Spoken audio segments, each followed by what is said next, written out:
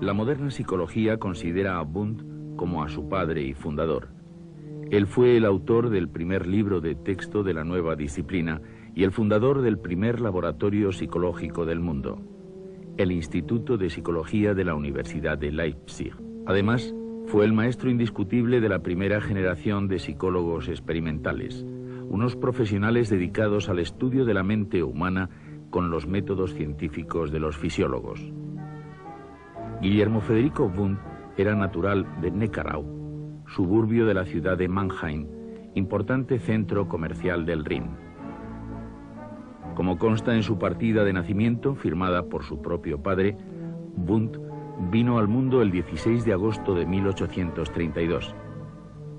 Era hijo de Maximiliano Wundt, pastor de la iglesia luterana, y de María Friederike, perteneciente a una familia de honda raigambre intelectual. Wundt fue un niño solitario que no pudo jugar con sus hermanos dentro de los muros del hogar, pues el mayor le llevaba 8 años y los 2 restantes murieron muy jóvenes. En 1836, la familia Wundt trasladó su residencia a esta casa situada en Heidelsheim, pueblecito muy próximo a la ciudad de Bruchsal. El joven Guillermo compartió la habitación del ático con el vicario de su padre, que le enseñó las primeras letras y con el que le unió un gran afecto. Wundt cursó sus estudios de bachillerato en Heidelberg, después de haber perdido un curso en el colegio de Bruchsal. En esta ciudad de honda raigambre universitaria y en un ambiente más propicio, el joven Wundt mejoró su rendimiento académico, se aficionó a la literatura, hizo sus primeras amistades y vivió intensamente los acontecimientos políticos de su país convulsionado por la Revolución de 1848. En Heidelberg presenció la conferencia preparatoria de la Dieta de Frankfurt y un año después, en el verano del 49, fue testigo de la derrota de los revolucionarios aplastados por las tropas prusianas. Estos acontecimientos impresionaron mucho al joven Wundt, quien en 1851 concluyó sus estudios de bachiller con unas calificaciones que no permitían albergar muchas esperanzas con respecto a su futuro. Su maduración intelectual se produjo durante sus estudios de medicina, en los que pronto destacó por sus dotes de investigador. En 1853 publicó este trabajo sobre el contenido de sal en la orina, en el que midió los efectos producidos en su propio metabolismo por una larga dieta sin sal. Poco tiempo después realizó este otro trabajo sobre los trastornos producidos por el corte de los nervios de la respiración. Esta investigación le valió un premio de la Facultad de Medicina y le abrió las puertas de la universidad. En 1855, el profesor Hasse, catedrático de anatomía patológica y uno de los directores del Hospital Universitario de Heidelberg, tomó como ayudante a Wundt. Wundt, que acababa de concluir la carrera con el número 1 de su promoción, trabajó en la sección de mujeres en donde encontró muchas anestesias e hiperestesias histéricas. Estos trastornos le pusieron en contacto con la obra de Weber, uno de los grandes especialistas en el sentido del tacto. Según confesó Wundt, Weber fue la primera estación del camino que me llevó a la psicología experimental. A la edad de 24 años, Wundt fue nombrado docente privado de fisiología por la Universidad de Heidelberg. A pesar de contar únicamente con 4 alumnos, el joven profesor tomó tan en serio sus clases que contrajo una grave enfermedad y estuvo a las puertas de la muerte. En septiembre de 1858, Wundt fue nombrado ayudante de Helmholtz, famoso físico y fundador del Instituto de Fisiología de la Universidad de Heidelberg. En 1860, Gustavo Fechner propuso al mundo una nueva ciencia experimental, la psicofísica, dedicada al estudio de las relaciones entre la mente y el cuerpo. Sus elementos de psicofísica eran una demostración palpable de las posibilidades del experimento en el estudio de la mente humana. Animado por la obra de Fechner, Wundt publicó sus investigaciones sobre la percepción en un libro en el que ya intuía una nueva psicología. Según sus contribuciones a una teoría de la percepción sensorial, la clave de la nueva ciencia radicaba en el método experimental, auxiliado por la estadística y la historia. Pero este experimentalismo quedaba enmarcado dentro de la tradición racionalista alemana, como puede observarse en la primera página del libro. En ella, debajo del título, aparece la respuesta de Leibniz a los empiristas ingleses. No hay nada en el entendimiento que antes no haya estado en los sentidos, excepto el entendimiento mismo. Al año siguiente, en 1863, Wundt publicó sus lecciones sobre el alma humana y animal. En esta, su segunda obra psicológica, Wundt era mucho más cauto en su entusiasmo por el método experimental y concedía más importancia a la psicología social.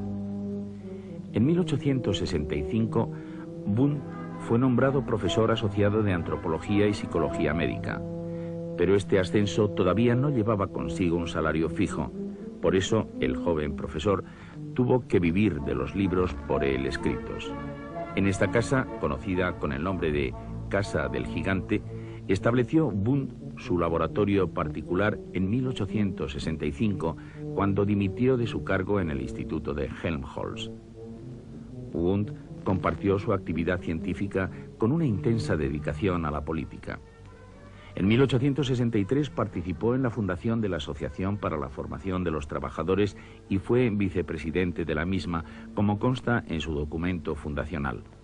En abril de 1866 fue elegido representante de Heidelberg en la Dieta de Baden, que celebraba sus sesiones en este edificio de la ciudad de Karlsruhe. Pero como la política era un obstáculo para su carrera científica, el 4 de julio de 1869 comunicó a sus electores su decisión de abandonar el Parlamento. Al comenzar la década de los 70, Wundt era un fisiólogo interesado por muchos temas psicológicos, tales, por ejemplo, como la cronometría mental, para la que había construido este original aparato. En 1872, la Universidad de Heidelberg le negó a Wundt la cátedra dejada vacante por Helmholtz. Viendo cerradas las puertas de la fisiología, Wundt concentró sus esfuerzos en la psicología y entre 1873 y 1874 publicó los Principios de Psicología Fisiológica. Esta obra estaba llena de cuadros y figuras muy similares a los de los libros de fisiología. En su prólogo podía leerse lo siguiente: el libro que ofrezco al público intenta trazar los límites de un nuevo dominio o disciplina científica. Se trataba de una disciplina híbrida, la psicología fisiológica, cuyo objeto era el estudio de los procesos elementales de la conciencia humana y su método, el experimento. La obra tuvo un éxito resonante, siendo editada 6 veces en vida de su autor. La quinta edición comprendía 3 gruesos volúmenes de casi 2000 páginas. La promoción universitaria de Wundt llegó por vía de la filosofía, al serle ofrecida en 1874 la cátedra de filosofía inductiva de la Universidad de Zúrich. Ello significó el final de su carrera fisiológica. Aunque catedrático de filosofía, en la práctica era el primer psicólogo experimental de la historia moderna. Un año después, el profesor Wundt fue contratado por una de las universidades más importantes de Alemania, la Universidad de Leipzig. Los motivos de esta elección para la cátedra de filosofía aparecen claros en el informe emitido por los profesores de la facultad. Creemos poder recomendar a un especialista. Se trata del profesor Wundt, de Zúrich. Por formación es un experto en fisiología y hasta hace poco ha sido director de un laboratorio fisiológico en Heidelberg. Su publicación en 1866 de los axiomas físicos y sus relaciones con el principio de causalidad y más recientemente sus principios de psicología fisiológica han llamado la atención de los filósofos.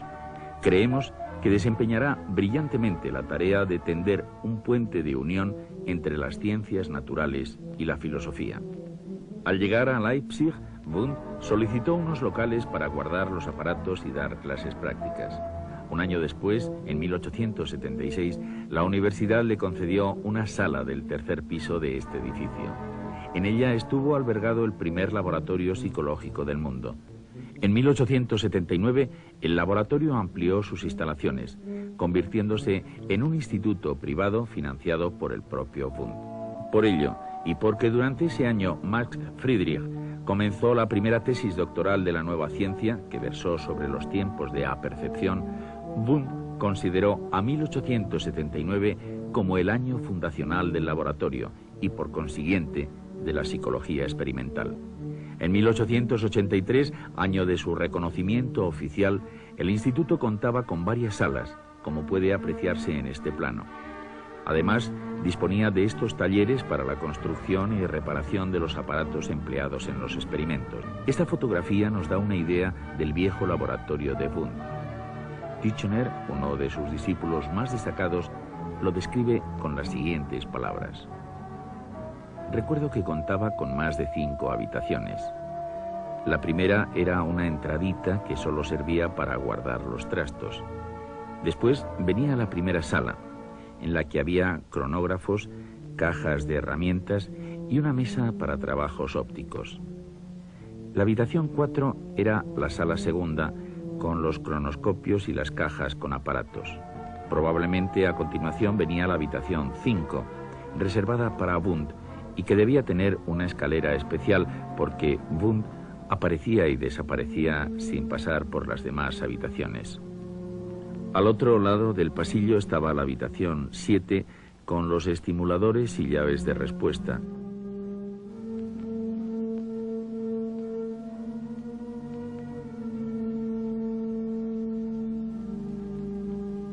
Que tenían conexiones eléctricas con la sala segunda y con la habitación 8, un pequeño cuarto en donde estaban el péndulo de Wundt, el péndulo de Fechner. En este laboratorio, el profesor Wundt supervisó las investigaciones de sus discípulos. En el periodo comprendido entre 1875 y 1915, dirigió 186 tesis doctorales, muchas de las cuales fueron publicadas en la revista Philosophische Studien, revista creada por Wundt para este fin.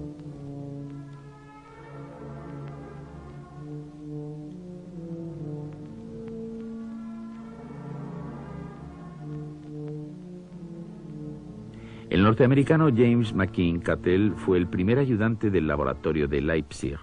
Cattell fue famoso por sus experimentos sobre los tiempos de reacción y su decisivo impulso a los test mentales.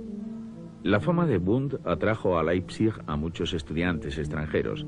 Por ejemplo, en esta lista del verano de 1891 hay 7 no alemanes, entre los que destacan el americano Widner y el inglés Titchener. Widner fundó en Filadelfia la primera clínica psicológica del mundo. Titchener fue el principal representante de la psicología de Wundt en los Estados Unidos. Influido por la tradición empirista anglosajona, rechazó el principio de la actividad creadora de la mente y defendió un asociacionismo más estricto. En este escritorio de su despacho de Leipzig escribió Wundt la mayor parte de su copiosa obra, que ascendió a más de 53.000 páginas impresas. Su mala visión, agravada por una lesión en la retina de su ojo derecho, le hacía difícil la escritura, como puede apreciarse en esta carta autógrafa. La mayor parte de sus escritos de la década de 1880 fueron filosóficos. El primero fue un tratado de lógica cuyo segundo volumen, publicado en 1883, consideraba al método científico desde unas coordenadas muy distintas de las positivistas entonces en boga. En 1886 publicó su tratado de ética, en donde los principios morales fueron considerados desde una óptica positiva, la de las costumbres y hábitos de la colectividad. Ellos eran la fuente principal de la moralidad. Wundt coronó su sistema filosófico en 1889 con sus fundamentos de metafísica. En su opinión, la metafísica tenía como misión dar unidad y coherencia a todos los conocimientos humanos, incluido el científico. Por eso, tenía que basarse en los datos de la ciencia. Durante el curso académico 1889-90, Wundt fue rector de la Universidad de Leipzig. Tras este paréntesis de un año, retornó nuevamente a la psicología para investigar los sentimientos. Valiéndose de la introspección y de los registros fisiológicos de la actividad emocional, intentó desentrañar la complejidad de nuestro mundo afectivo. Wundt encontró 3 dimensiones básicas: placer o agrado-displacer, excitación o manía y calma o depresión. Y por último, tensión o autocontrol voluntario y relajación o ausencia de control.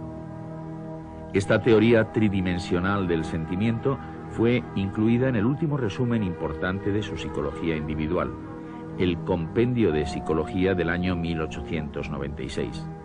En él, Wundt llamó voluntarista a su sistema porque consideraba a la voluntad como modelo y prototipo de los demás actos psíquicos.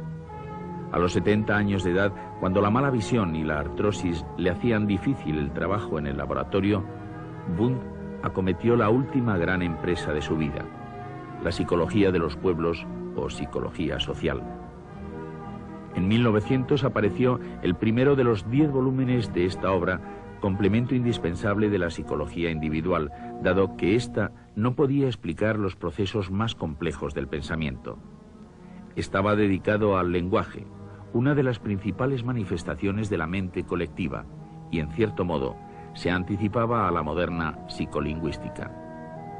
La psicología social de Wundt incluía una historia de la evolución de la humanidad en la que ésta era considerada como una marcha hacia la comunidad universal de los pueblos.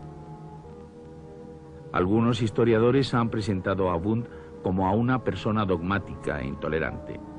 Es cierto que intervino en muchas discusiones teóricas, pero sus contemporáneos son casi unánimes a la hora de destacar sus grandes cualidades. Uno de ellos, Titchener, lo describe como una persona sencilla, cordial, tolerante, en absoluto dada al monólogo, con algunos chispazos de fino humor. En él no había rastro del león rugiente de la controversia o del árbitro olímpico de la ciencia. Wundt era muy metódico en el trabajo, pero en los momentos de descanso disfrutaba con las cosas sencillas de la vida familiar. En esta foto, tomada el 16 de agosto de 1902 en su casa de Tambach, Turingia, podemos ver a Wundt sentado junto a su mujer Sophia Mao y sus hijos, Leonor y Max. Junto a ellos está un grupo de colaboradores que habían acudido para celebrar el 70 cumpleaños de Wundt y ofrecer al maestro un libro escrito en su honor. Entre ellos estaban su ayudante Mosch, Oswald Kulp, jefe de la escuela de Burburgo, Neumann y Kirschmann.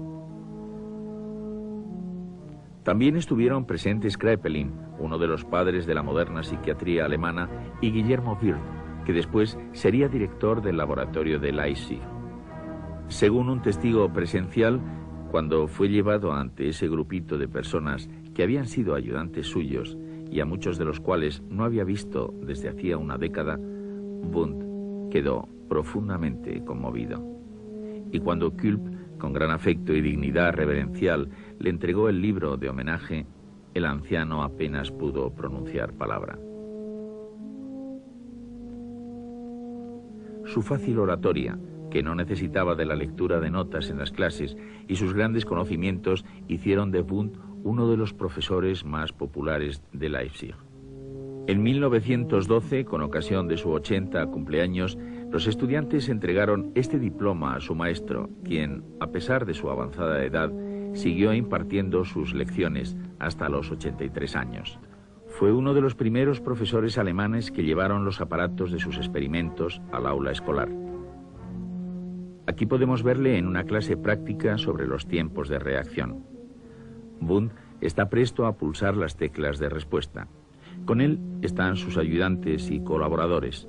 Sander está manipulando el aparato productor de estímulos, mientras que Otto Klemm muestra unos gráficos al auditorio.